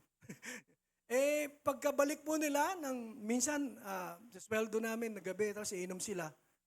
Tapos magkukwentuhan. Ayos yung kagabi, ang saya, ano. Tsaka ang gagaling kumanta nung yung kasama natin niya, yun yung tatlo. Alam ko, born again. Praise leader pa. Kaya sabi ng mga kasama ko, ang gagaling kumanta ng mga, kilala mo ba yun? Sabi ko, kilala ko sila. Ang gagaling nila kumanta, isip-isip ko, praise leader yan. Siyempre, sanay kumanta sa church. Pero kasama nilang uminom. Sino napapahiya? Diba? Yung ganun po, yung bang hindi mo nararamdaman, you fit into it. Sabi po, that you fit into it without even thinking. Hindi mo na kailangan pang isipin, yung pala, napapasama ka na rin dahil nga, yun ang kultura, so sumasabay ka. Samantalang hindi po yun dapat. We must be intentional about our choices. Let your yes be yes and let your no be no. Ganun lang naman yun. Dapat walang gray area sa na, teka, subukan ko lang, pwede namang, Lord, pwede namang siguro di ba? Minsan lang naman. Ginastify mo pa, at talagang kinukumbinsi mo pa si Lord, na hindi po we must be intentional about our choices. So sabi po, don't become so well-adjusted to your culture. Yung kultura ng sanlibutan, huwag natin sundan. Dapat firm yung ating, alam niyo po, may pagpapala po doon. Kahit na minsan mapapahiya ka, kahit na minsan yung bang may pagkakataon, kung ano-ano masasabi nila sa inyo, hayaan mo lang sila magsalita. Pero makikita mo naman yung bunga sa'yo. Bunga ng yung pagsunod, bunga ng yung bang pagtayo mo sa kung ano yung tama, ang Diyos ang magpo-promote sa'yo. Ang Diyos ang magpapala sa'yo. Hindi mo na kailangan pang ipagpaliwanag. Hanggang sa isang araw, sasabihin na lang siya, ay talagang nabago na siya. Talagang hindi na natin kayang yan. Nagbalik pamahalaan na siya. Kasi tawag sa akin noon dati, nung naborn again ako, nagbalik pamahalaan na daw ako. Para pala akong NPA lang, para akong rebelde. Tapos nagbalik sa pamahalaan. Totoo naman. Talagang hindi lang nagbalik sa pamahalaan, talagang magdededicate ka na ng sarili mo sa Panginoon. So the path to transformation. Instead, sabi po, fix your attention on God. So saglit na lang po ako. Instead, fix your attention on God. Where our mind goes, actually, yun po yung sinasabi. Where our mind goes, our life follows. Kung tayo po, sabi po kasi, instead, fix your attention on God. Ituon po natin ang ating pag-iisip, ang ating kaisipan sa Panginoon, kung ano yung sinasabi ng kanyang salita. So kung doon ang isip natin sa salita ng Diyos at sa pagsasabuhay nito, doon pupunta yung buhay natin. At ang buhay na ang nangunguna ay ang salita ng Diyos, yung tinutungtungan natin salita ng Diyos, ay buhay na matagumpay. Buhay na pinagpala. So kung nandun ang isip natin sa salita ng Diyos, nandun po na, yun na yung magiging buhay natin gagawin natin. So true transformation begins in the mind, our thought shapes our action.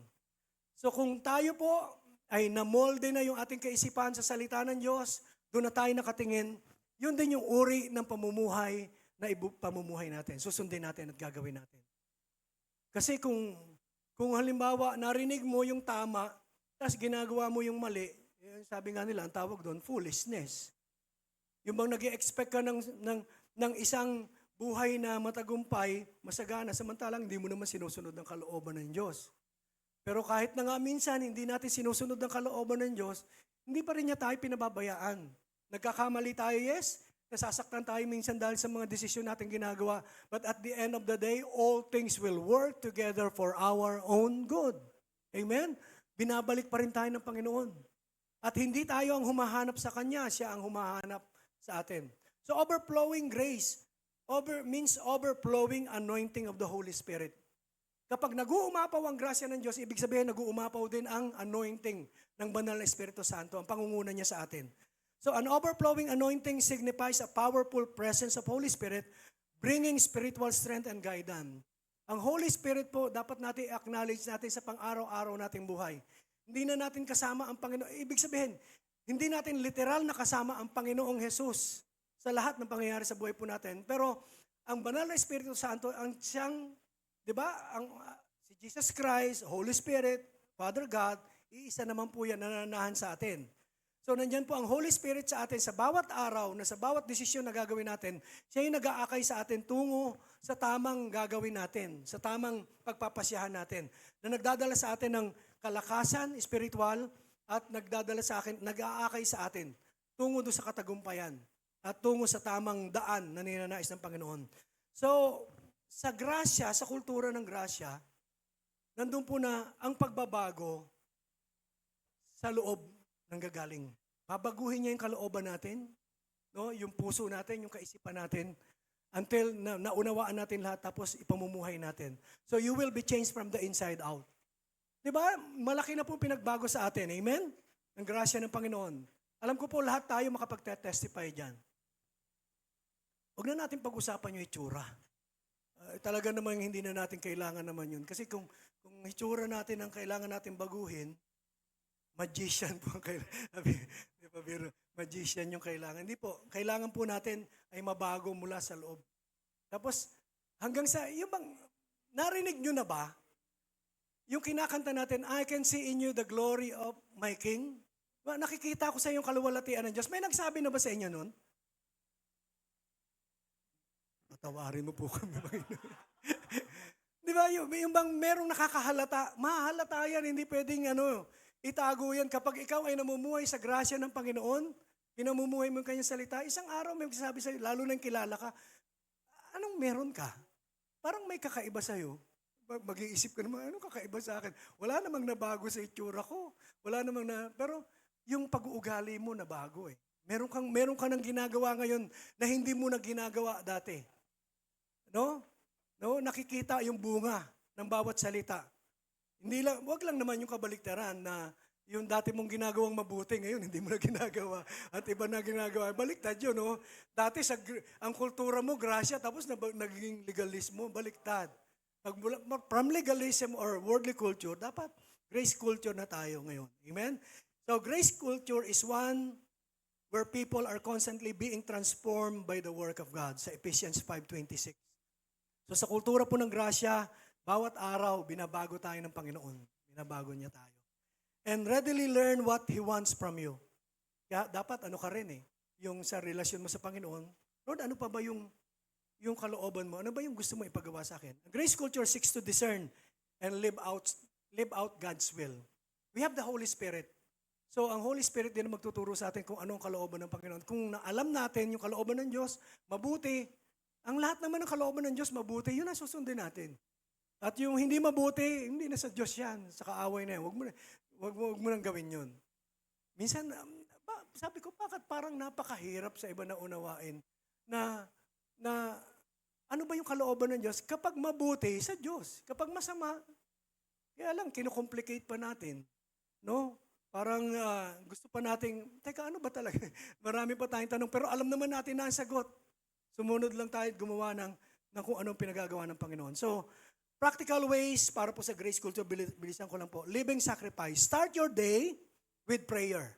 So, dedicate your day to God, expressing gratitude for His grace and seek His guidance sa bawat araw. Practical ways po yan para po to cultivate a grace culture. Para makapamuhay ka sa grasya ng Panginoon, sa kultura ng grasya. Sabi po, living sacrifices. Start your day, dedicate your day to God, expressing gratitude for His grace and seek His guidance. Another thing, be mindful of your time and resources. Meron tayong oras na pwedeng ipagamit sa Panginoon. Meron tayong mga blessings na share your blessings. Sabi nga, ganun po, pwede sa church, hindi lang po ito financial. Time po natin, yung mga talents po natin, use them to serve others, whether through volunteering, act of kindness, or simply being present for those in need. So, another, look for opportunity to share the gospel. Simple lang. Alam mo, mahal ka ng Diyos. Ganun lang eh. Sharing, hindi mo kailangan burst ka agad. Mas alam mo ba, kapag hindi ka sumunod, pupunta ka sa dagat-dagatang apo, yung asupre ng diba? Ganun tayo dati, tatakutin natin para lang, Ngayon, ipadama natin yung pag-ibig. Share the gospel, the good news. Be intentional about sharing your faith in a loving, respectful way. Kung nasa school ka, madali na pong i-share ngayon. Ganun lang, kwento-kwentuhan lang. Tapos na-i-share na po natin sa trabaho, ganun din po. Kasi sa isang araw, merong isa dyan na talagang lalapit sa Panginoon. Pangalawa, yung renewing of mind. Engage with God's Word daily. So hindi lamang po prayer, engage with God's Word daily. Read and reflect on its teaching, allowing it to shape your thoughts and values. Kapag nababasa mo at paulit-ulit, katulad natin, parang hindi ba kayo nagsasawa sa pakikinig sa grasya? Parang paulit-ulit, di ba? Pero alam niyo yung paulit-ulit na sinasabi na yun, unti-unti nakikita na natin, pinamumuhay natin eh. Unti-unti na yun yung nagiging kalakaran na ng buhay natin. Ginagawa na natin, yun pala, hindi mo nalalaman, yun na yun. Pinamumuhay mo na yung salita ng Diyos. So, at binabago na yung ating kaisipan. So, limit exposure to media and content that contradict the gospel. Good news lang tayo. Huwag tayo doon sa bad news. Huwag tayo doon sa mga news niya. Minsan, di ba, may lalabas sa social media, tinatawanan natin. Minsan nga, parang ano na lang, yung mga pagbarilan doon. Minsan yung nagbubugbugan ng mga rider at mga ibang parang tinatawanan na lang natin. Pero hindi. Sabi po, limitahan natin yung exposure natin sa mga ganun. Magandang aware tayo sa nagaganap sa paligid po natin. Pero kapag negative na, lalo na minsan may magpa-pop up na lang ng mga message, minsan kapwa mo rin Kristiyano, yung darating na ang Panginoon sa isang araw.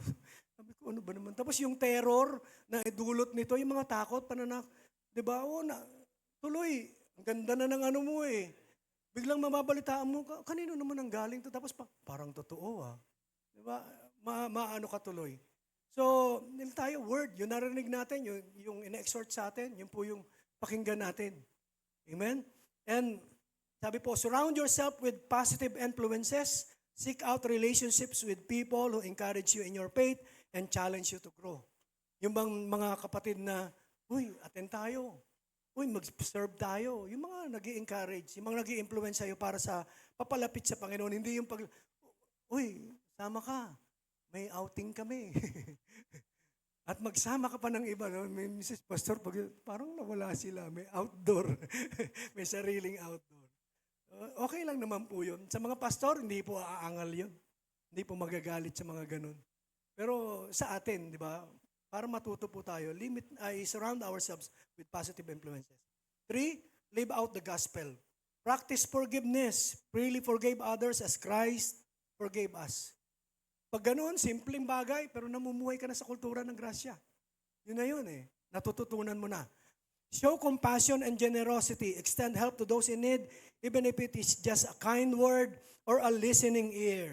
Amen? And usually tayong ginagamit ng Panginoon kapag may lumapit na kapatid, hindi lamang po pastor. Pero kami po, sanay na po kami yan pag may lumapit na nangangailangan. Tapos, financial yung kailangan sa pagpe-pray. Diba, nakakwento na ba yung bishop, di ba, pag nagpe-pray siya, Lord, bigyan niyo po siya, Panginoon, ng kanya pong hinihinging, financial na pagpapala. Tapos sinasabi ni Lord, oy, bigyan mo.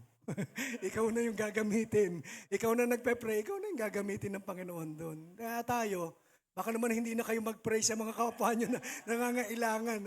Na yung pag-pray po natin. So, nandun po na show compassion and generosity. Kapag may kailangan po ng encouragement, encourage po natin sila. And take time para po mapakinggan sila. Minsan, ang kailangan lang nila makikinig. Maraming tao ganyan kailangan lang nila makikinig. Hindi nila kailangan ng opinion mo.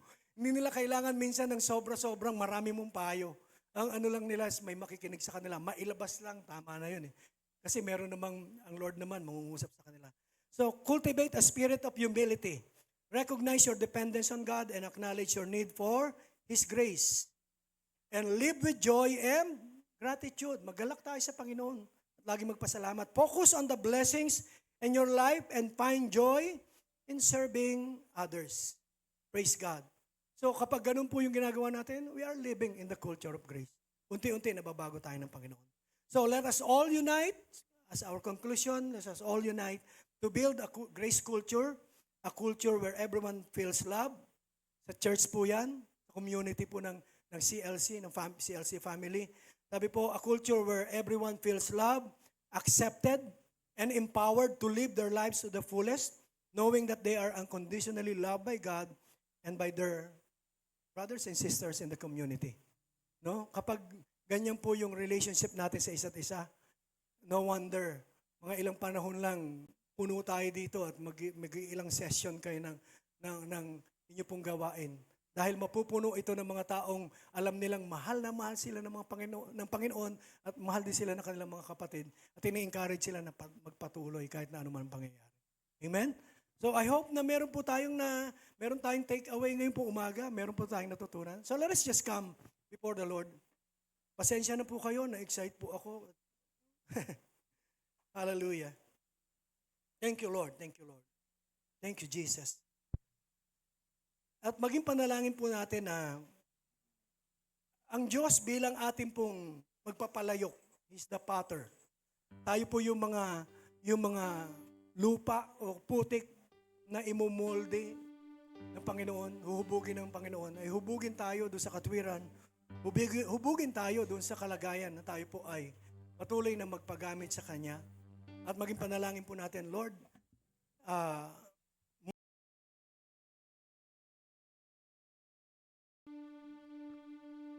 let's just come and worship the Lord.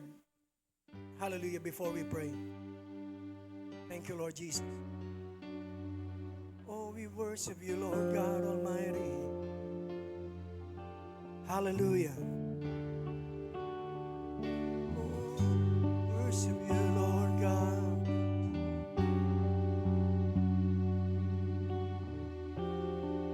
Let's just come and worship. Beautiful Lord. Beautiful Lord. Wonderful Savior. I know for sure all of my days are held in your hands, grafted into your perfect plan. You gently call me into your presence, guiding me by your Holy Spirit. Teach me, dear Lord, to live all of my life to your eyes. I'm captured by your holy calling. Set me apart. I know you're drawing me to yourself. Lead me, Lord, I pray.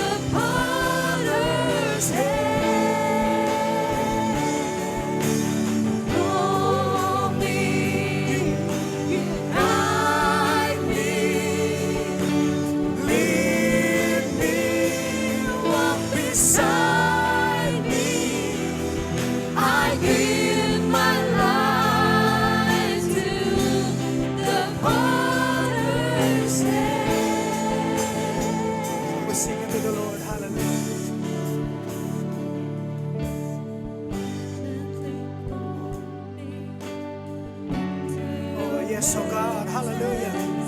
Guiding me by your Holy Spirit. Teach me, dear Lord, to live all of my life through your eyes.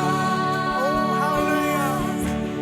I'm captured by your holy calling.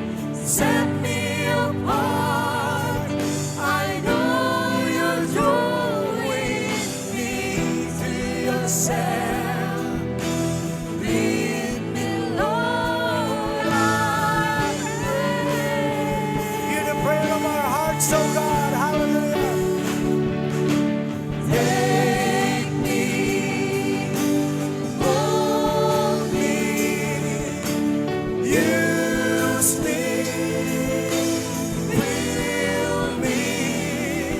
I give my life to the Father's hand. Hold me, you guide me, lead me, walk beside me. I give my life to the Father's hand. To the Father's hand. Hallelujah. Oh, we bow ourselves before your throne, oh God. Hallelujah.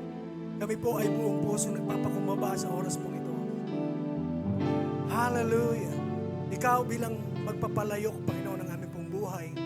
At kami, Panginoon, naputik, Panginoon, sa iyong mga kamay, ay walang ibang panalangin, Panginoon, katulad na sinasabi ng kami. Panginoon, hubugin niyo po kami, Panginoon, ayon sa iyong nais. Gamitin niyo po kami, Panginoon. Puspusin niyo po kami, Panginoon, ng iyong pong kapangyarihan ng Santong Espiritu, O Diyos. Upang sa bawat araw ng aming pong mga buhay, ang malakaran po namin, Panginoon, ay kultura ng grasya, Panginoon, na ninanais mo, Panginoon, para po sa bawat isa sa amin. Oh, hallelujah. Pwede pong itaas natin ang ating mga kamay sa oras pong ito bilang pagsuko sa kapangyarihan, paghahari ng Diyos sa atin. Panginoon, narito po ang iyong mga anak, nakataas ang mga kamay. Tanda, Panginoon, ng pagsuko ng lahat, Panginoon, sa amin. Katulad na yung sinabi sa iyong salita, we have to take our ordinary life before you, Lord God. Ang pagkain namin, pamilya namin, Panginoon, mga bagay na ginagawa po namin, lahat na may kaugnayan sa amin. Panginoon, ipagkatiwala namin sa iyo, Panginoon, habang nakataas ang aming mga kamay, Panginoon, ay nagpapahayag ang aming mga puso, Panginoon. Ikaw, Panginoon, at ang kalooban mo ang maganap sa amin. Panginoon, sa aming mga sarili lamang, hindi namin kayang mamuhay ng matuwid, Panginoon. Subalit salamat po sa iyong kagandahang loob na hindi mo tinitingnan ang aming kahinaan, hindi mo tinitingnan, Panginoon, ang anumang pagkukulang ng bawat isa. Tinitingnan mo kami, Panginoon, ayon sa paningin ng iyong, Panginoon, pag-ibig, O Diyos, sa bawat isa po sa amin. Kaya naman, Panginoon, hindi hadlang, Panginoon, ang mga minsan ay pagkakamali po namin pagkukulang. Panginoon, ninanais po namin mamuhay, Panginoon, sa kultura na ninanais mo para sa amin. Kaya tulungan niyo po ang bawat isa. Sa bawat araw, Panginoon, ikaw po ang maluwalhati sa lahat ng bagay na aming gagawin. Sa aming pag-inom, pagkain, pagtatrabaho, paggawa, Panginoon, paglilingkuran, Panginoon, sa ministry. Lord, sa lahat na may kaugnayan sa amin, Panginoon, ikaw po, Panginoon, ang maluwalhati at wala nang iba. Panginoon, maraming salamat po. Natuluyan mo kaming aakayin, Panginoon, sa isang buhay na kung saan ganap at kasiya-siya. Maaring sa aming mga sarili, hindi namin kaya, Panginoon, subalit sa kapangyarihan ng Santong Espiritu na namumuhay, nananahan at namumuna sa amin sa bawat araw.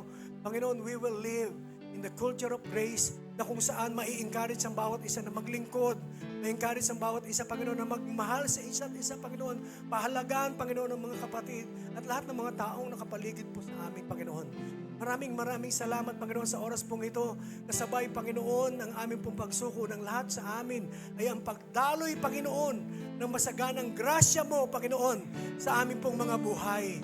Hallelujah. We claim, O God, hallelujah, the overflowing grace in every aspect of our lives in the name of Jesus. At sa isang araw, Panginoon, ang mamumutawi na lamang sa aming mga labi ay pagpapasalamat, Panginoon, sa lahat, Panginoon, na iyong pong ginagawa at buong pagpapakumbaba, Panginoon, na aaminin po namin, ipapahayag na ang lahat ng ito ay dahil lamang, Panginoon, sa biyaya mo, O Panginoong Jesus. Maraming salamat po, Panginoon, sa buhay ng bawat isa and even every family represented, O God. Bless everyone, Lord God. Panginoon, ano naman ang kanilang pangangailangan sa kasalukuyan.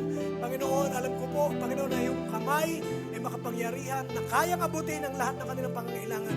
At ngayon po, inaangkin po namin, Panginoon, na kanilang pong natanggap in Jesus' mighty name.